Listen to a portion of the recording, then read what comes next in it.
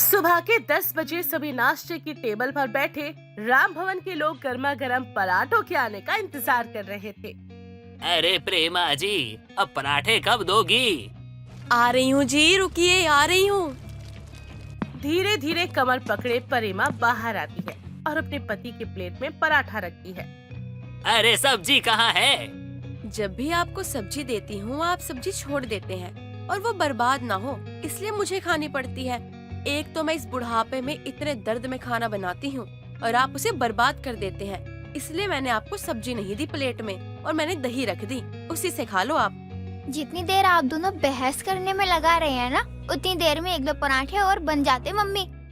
अरे बन जाता ना, बिल्कुल बन जाता, तू ही बना लेना। जवान खून है तेरा, खड़े खड़े 10 पराठे बेल देगी और मैं खा भी लूंगी बैठे बैठे। मैं तो मैगी खा लूंगी मम्मी, वैसे भी ना मेरा मन नहीं है पराठा खाने का। बस हो गया तेरा, आ गई लाइन पे। वही तो, जैसे ही काम की बात आती है सबके पेट में दर्द हो जाता है और जब मैं काम करने जाऊँ तो मुंह तो ऐसे फाड़ते हैं जैसे मास्टर शेफ हो। ये अच्छा नहीं लग रहा, वो अच्छा नहीं लग रहा, ये सब्जी बासी है, ये रोटी पुरानी है। मैं अगर बिस्तर पे पड़ गई ना तो रोटी खाने के लाले पड़ जाएंगे सभी को। खुद तो 3-3 दिन पुरानी रोटियां खाती हूँ। कल भी आपकी सुबह की छोड़ी हुई सब्जी रात में खाई थी मैंने, फिर पूरी रात हाजमा बिगड़ा रहा मेरा। पर फिर भी सुबह उठ के आप सबके लिए सारा खाना बनाया और सारा काम किया, और इस उम्र में अब मुझसे ये सब होता नहीं है। अरे मुझे क्या खिलाती हो? हाँ, क्या खिलाती हो मुझे? अरे घूम फिर कर वही दाल चावल और बैगन का भरता, और तो और कभी कभार सूखी सब्जी भी मिलती है तो उसमें भी पता नहीं क्या होता है, क्योंकि आलू के अलावा आज तक मुझे कुछ दिखा ही नहीं। अरे पूरे दिन मेहनत करता हूँ और खिलाती उस लाड साहब को हो। हाँ हाँ, लगाइए नजर और लगाइए। एक तो बेचारा वैसे ही सूख गया है, 4 की जगह 2 रोटी खाने लगा है। जवान शरीर है, इस उम्र में तो लोग 12 रोटियां खाते हैं। अरे बेटा, तेरी मम्मी हूँ, तेरी फिक्र तो होगी ही ना। तू बैठ, मैं तेरे लिए अभी रोटियां बना के लाती हूँ, फिर तू खाइयो आराम से, फिर तुझे जहाँ जाना हो तो चला जाइयो। अरे वाह, मेरे समय में बीमार हो जाती हो, घुटनों का दर्द बेटे के समय तुम्हें नहीं आता। हाँ, तब बीमार नहीं पड़ती, तुम्हारा हाजमा नहीं बिगड़ता, और लेकिन जब मैं कुछ बोल दूं तो नाटक करने लग जाती हो कि मुझे ये है, मुझे वो है। अबे क्या क्या है तुम्हें? मैं अगर ये नाटक कर रही हूँ ना तो भगवान करे मेरा सारा दर्द आपको लग जाए। अरे मुझे क्यों लगे, तुम्हारे मायके वालों को लगे। मेरा बेटा लेकर आएगा ना अच्छी बहू, मेरे लिए वो सब कुछ करेगी और गर्मा गर्म रोटियां भी बना के खिलाएगी। राहुल 28 का हो गया था और इस उम्र में किसी भी दूसरी माँ की तरह प्रेमा को भी अपने बेटे की शादी की चिंता सताने लगी थी। प्रेमा की बढ़ती उम्र के साथ उसकी तबीयत भी खराब रहने लगी थी, इसलिए वो राहुल की शादी के लिए हड़बड़ा रही थी और उसकी इसी हड़बड़ाहट को शांति पहुंचाने उसकी सहेली चांदनी उसके घर आती है।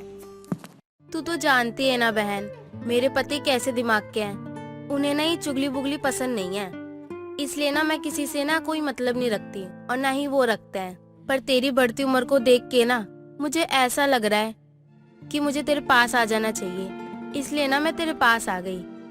और वैसे भी जो मेरी मौसी सास है ना, उनकी पोती 26 या 27 साल की होगी उनकी पोती। तो अगर तू कहे तो तेरे बेटे से क्या उसकी शादी की बात करवाऊं? अरे वाह, तूने तो मेरी टेंशन ही दूर कर दी। बीच में तू रहेगी तब तो मुझे कोई टेंशन ही नहीं होगी। ना ना बहन, मैं ना इन सब चीजों से दूर ही रहूंगी। और वैसे भी ये शादी ब्याह के मामले में ना मुझे नहीं पड़ना और ना ही तू मेरा नाम लेना। और मैं नहीं चाहती कि मेरा इन सब में ना नाम आए, क्योंकि तुझे तो पता ही है ये शादी ब्याह के मामले में ना अगर हल्की सी भी ऊंच नीच हो जाए ना तो नाम ना हमारा ही फंसेगा जिसने शादी करवाई है। इसलिए मेरा नाम मत लेना तुम। और वैसे मैं कहूँ तो लड़की बहुत अच्छी है, पर फिर भी तू देख लियो एक बार। और मैं तो यही कहूँगी कि तू ना शादी करवा ही दे। देख तेरी भी उम्र हो रही है, तेरी भी तबीयत खराब रहती है, तो मैं तो यही कहूँगी कि अपने बेटे की जल्दी से शादी करवा और फिर अपनी बेटी की भी करवा दियो, ताकि तू इन सब कामों से ना छुट्टी पा ले और आराम करे बस। चांदनी की बात सुनकर प्रेमा को तो धक्का सा लग जाता है। वो तुरंत नेहा के घर उसे देखने के लिए चली जाती है, जहाँ नेहा के परिवार वाले उसकी ऐसी आवभगत करते हैं कि कहना ही क्या। अरे अरे बहन जी, आप तो कुछ खा ही नहीं रही, कम से कम थोड़ा तो खाइए। अरे तभी तो आपके घुटनों में तभी दर्द रहता है इतना। अरे मुझे देखिए, मैं कितनी स्वस्थ हूँ, कितनी बढ़िया हूँ, घोड़े से तेज दौड़ जाऊंगी। अरे मेरी बेटी ना लहसुन के पकोड़े इतने अच्छे और इतने बढ़िया बनाती है, जब भी मैं खाती हूँ ना तो मेरे शरीर में ना फुर्ती आ जाती है बस। बिल्कुल सच कह रही है नेहा की मम्मी, काम में तो मेरी बेटी अव्वल है। यूं तो मैं भी शुगर का पेशेंट हूँ, पर मेरी बेटी मुझे शुगर फ्री मिठाई बनाकर खिला देती है तो मन भी खुश रहता है और तबीयत भी तंदुरुस्त रहती है। ये लड़की तो मुझे ठीक लग रही है राहुल, तुझे क्या लगता है? इतना ना सही, मुझे तो नेहा बस कुछ भी खिला दे, मेरा उसी में चल जाएगा। पापा मेरी तरफ से हाँ है। वैसे आंटी जी, आपको हमारे बारे में कैसे पता चला? गुड कैचिंग बेटा, इतनी होनहार हो तुम। तुम्हारे पापा का इतना नाम है मार्केट में, सभी जानते हैं तुम्हारे पापा को। ऐसी उड़ती उड़ती बात मेरे पास भी पहुंच गई। खैर, भगवान को जिसे मिलाना होता है ना वो मिला ही देते हैं। बीच में फिर कोई भी रहे फर्क नहीं पड़ता, मेरा फायदा हुआ है, मुझे तो बस इतना पता है। ये होशियारी किसकी है मैं समझ रही हूँ अच्छे से, पर इसमें आपकी दोस्ती जल्दी ही खत्म हो जाएगी। होने वाली मम्मी जी, उसने आपका फायदा नहीं नुकसान किया है। ना जाने कितने जन्मों का बदला निकाला है आपके साथ। खैर, मुझे क्या। तो क्या था, यहाँ राहुल हामी भरता है और उसके बाद राहुल के परिवार वाले उसे बहू बनाकर घर ले आते हैं। पहले 20 दिन तक तो सब कुछ अच्छा था, पर एमा के तो फारे न्यारे हो जाते हैं। 4 बातें सुनाते थे ना, मेरे बेटे को देख लीजिए, उसी के कारण आज हम बैठे बैठे गर्मा गर्म खाना खा रहे हैं। आपको इस मुस्कान ने तो कभी एक गिलास पानी भी नहीं पिलाया है। मेरा पति भी घर में खाना बनाएगा मम्मी, देख लेना। ठीक है बेटा, हम घर जमाई लेकर आएंगे जो तुझे बना बना के खिलाएगा और हम बाप बेटी आराम से खाएंगे। टेबल पर बैठे बैठे सभी हंसी ठिठोली कर रहे थे। आपकी रोटियां कितनी बनानी है मम्मी जी? ये क्या पूछ रही है बहू तू? रोटियां गिनते थोड़ी ना है। नहीं नहीं मम्मी जी, वो क्या है ना, गिनकर बनाने से मुझे अंदाजा जल्दी हो जाएगा। आप ही बता दीजिए कि कितनी रोटी बनाऊं। सबके मिला के 17-20 रोटियां तो बना ही ले बहू। 17 की 20? मम्मी जी, दोनों में ना 3 रोटियों का फर्क है। तो 20 ही बना देना बहू। अगर किसी को एक आध रोटी ज्यादा खानी हो तो वो दोबारा मांग लेगा। नेहा रसोई में जाती है और गिनकर 20 रोटियां बनाकर बाहर लाती है। सभी खाना खाना शुरू करते हैं। आज तो मजा ही आ गया। जवान लड़की की खुराक इस उम्र में 12 रोटियां तो होनी ही चाहिए। नेहा, एक रोटी पास करना। रोटियां खत्म हो गई है राहुल जी, सब्जी है ना प्लेट में, वो खा लो, पेट भर जाएगा। वैसे भी डॉक्टर कहते हैं सब्जी ज्यादा फायदा देती है, रोटी कम। हाँ बेटा, पर उसे भूख लगी है, एक रोटी बना दे। वो तो मैं बना दूंगी मम्मी जी, पर उसके लिए मुझे आटा लगाना पड़ेगा, क्योंकि आटा गुथा हुआ तो खत्म हो गया है। अब मान लीजिए मैंने एक ही रोटी का आटा लगाया और आपने फिर 2 रोटी बोल दी, तब मैं क्या फिर से आटा लगाऊंगी? वैसे भी 3 बज गए हैं। और राहुल, रात के खाने में टाइम ही कितना बचा है, अभी इतना खा लो और शाम में तुम चाय नाश्ता कर लेना, हो जाएगा मैनेज। राहुल के परिवार वाले चाय के साथ कॉम्प्रोमाइज नहीं करते थे, पर एमा तो चाय की इतनी दीवानी थी कि उसे कप से नहीं ग्लास में भरकर चाय पीनी होती थी। और चाय चलेगी तो नाश्ता भी चलना ही था। दोपहर की नींद लेकर सभी अपने कमरे से बाहर आते हैं। आपकी चाय बनानी है क्या दीदी? हाँ भाभी, मैं तो चाय पीऊंगी, वरना मेरे सर में दर्द हो जाएगा। अच्छा, तो कितनी बना दूं? आपको तो अंदाजा है ना। भाभी, हमारे घर में चाय सब अच्छे से पीते हैं। अच्छे से मतलब कितने अच्छे से? मेरा मतलब है पतीला भरकर चाय थोड़ी ना बनाऊंगी मैं अब। अरे नहीं नहीं, पतीला भरकर कौन पीता है? चाय कॉफी मग से बना दीजिए, एक मग सबके लिए। एक मग यानी कि 3-4 कप के बराबर तो हो ही गया है। हाय रब्बा, इतनी चाय पी जाती हो आप दीदी, इसीलिए ना आपका रंग काला पड़ रहा है। बोलना तो नहीं चाहिए मम्मी जी, लेकिन ये भी कोई उम्र है दीदी की इतनी चाय पीने की?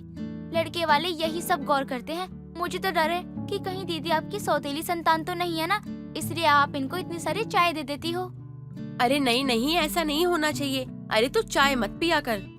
नेहा किचन में जाती है और सभी के लिए आधा कप चाय बनाकर ले आती है। अरे बहू, मैं तो गिलास भर के चाय पीती हूँ और साथ में नाश्ता भी नहीं है। अभी दीदी के चक्कर में इतनी बहस हो गई मम्मी जी। कब मैं नाश्ता बनाती, कब आप लोग चाय पीते। 7 बजे चाय के बाद 8 बजे कोई रात का खाना खाता है क्या? एसिडिटी हो जाती है आप सबको, इसलिए मैंने सोचा है अभी जरा सी चाय घुमा देती हूँ। इस तरह दिन बीतते हैं। हर रोज नेहा अपने काम को और भी ज्यादा कम करती जाती। रात के खाने से पहले एक पैड और पेन लेकर नेहा सभी के पास करके एक एक करके जाती है। पापा जी, रात में आपकी कितनी रोटी बनानी है? देख ले बहू, ये 2 4 5 रोटी बना दे, खा लूंगा। रात के खाने में 4-5 रोटियाँ? नहीं नहीं पापा जी, रात का खाना तो बिल्कुल हल्का होना चाहिए पापा जी, इसीलिए तो आपको एसिडिटी होती है। थोड़ा ना कम खाया करो। अच्छा अच्छा ठीक है, तो 3 रोटियां बना दे। 3 तिगाड़ा काम बिगाड़ा। अब समझ में आया दुकान आजकल चलती क्यों नहीं है। पापा जी, क्योंकि आप सारा काम उल्टा करते हो ना, ऐसे और नंबर में चीजें रखनी नहीं चाहिए। अच्छा अच्छा, अब समझ में आया मेरी बिक्री क्यों नहीं हो रही। अगली सुबह नेहा मन ही मन खुद के कमरे में हंस कर अपनी ही तारीफ कर रही थी। माँ कसम, भगवान मेरे जैसा दिमाग सभी को दे दे, बस मेरे ससुराल वालों को ना दे। इसी तरह काम चोरी करके 80% काम करना तो मैंने बंद कर दिया है। बाकी 20% जो कुछ बचा है वो भी 2-4 दिन में बंद कर दूंगी। कितने दिन ही बिना खाने के रह लेंगे सब। परेशान होकर खुद ही एक एक करके रसोई में जाना शुरू कर देंगे। मेरा क्या है, ये लोग जो बनाएंगे मैं तो वही खा लूंगी। जहाँ नेहा काम चोरी के बहाने ढूंढ रही थी, वहीं उसका काम बढ़ाने मुस्कान के लिए राकेश के पास एक अच्छे घर के लड़के का रिश्ता आया था। बेटा सुन, तेरी ननद को देखने के लिए कल लड़के वाले आ रहे हैं, तो उसकी माँ को साफ सफाई बहुत पसंद है, तो जरा ध्यान रखियो, सब कुछ हाइजीन हो। बाद में कोई दिक्कत परेशानी नहीं चाहिए मुझे। आप फिक्र मत कीजिए पापा जी, ऐसा काम संभालूंगी ना कि आप दोबारा कभी मुझे काम संभालने को नहीं कहेंगे। अब मेरा मतलब है ना कि इसी बार में रिश्ता पक्का हो जाएगा, दोबारा लड़का देखने की जरूरत ही नहीं पड़ेगी। अब ये कहकर नेहा रसोई में जाती है और किचन की सफाई करना शुरू करती है। इतनी सफाई रखूंगी ना कि रसोई में खाने का एक दाना भी न रहे। और अगली सुबह सब पहुंचते हैं। लड़के वाले सज धज कर उनके घर आते हैं। मुस्कान नजरें झुकाए लड़के की माँ के पैर छूती है। जीती रहो बेटा, जीती रहो, बड़ी सीधी है आपकी बेटी। मेरा बेटा भी ना बहुत नटखट है।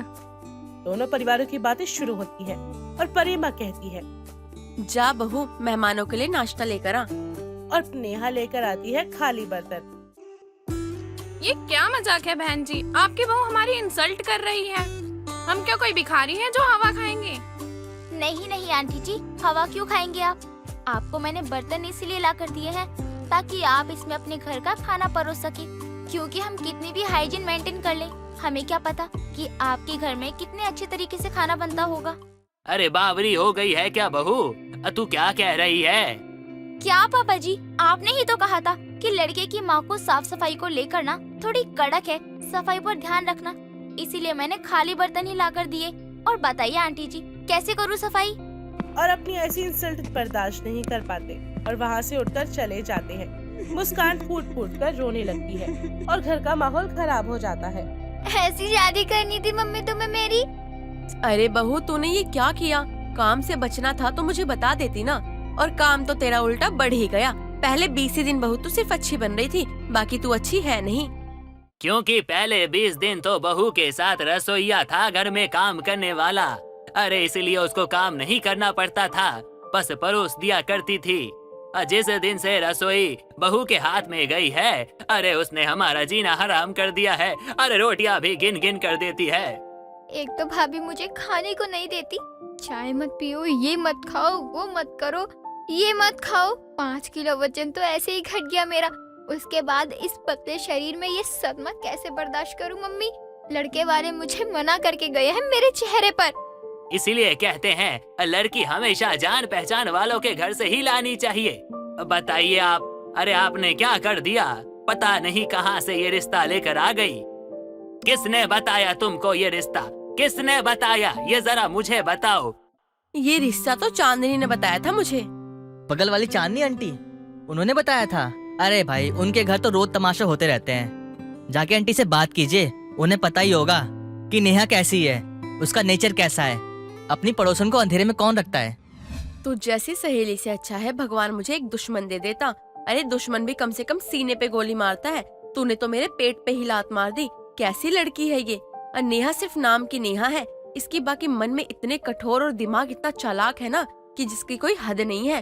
तेरी रिश्तेदार की बेटी है ना, उनके सामने अच्छा बनने के लिए तूने मुझे चुना लगा दिया। अब तू क्या ही बोलेगी। अरे तेरा हो जाए ना तो मैं अपनी बात शुरू करूं। एक तो पहली बात ये कि ना मैं नेहा की माँ हूँ, ठीक है, और ना ही उसकी बहन जो तू मुझे शिकायत कर रही है। और अगर तुझे शिकायत करनी है तो समधी और समधन से करना, मुझसे क्यों कर रही है। और दूसरी बात ये है कि नेहा का रिश्ता बताने से पहले ही ना मैंने तुझे बोल दिया था कि इन सब में ना मुझे मत घसीटियो। तो फिर अब क्यों ऐसा कर रही है मेरे साथ।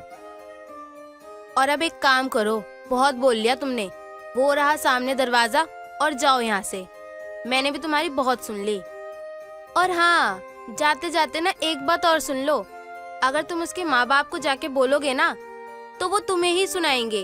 उनके माँ बाप ना तुम्हें ही कोसेंगे कि उनकी बेटी तो एकदम भली चंगी थी, एकदम ठीक ठाक थी, और तुम्हारे यहाँ पे आते ही ना वो बर्बाद हो गई। तेरे पास अब एक ही रास्ता है, या तो तू उसे सुधार ले या तुम लोग खुद उसके जैसे बन जाओ। परिमा चुपचाप उसकी बातें सुनकर घर चली जाती है और सब लोग खुद नेहा को ढंग में रहने के लिए ढाल लेते हैं। बहू, कम से कम एक आध रोटी तो बना दे बेटा।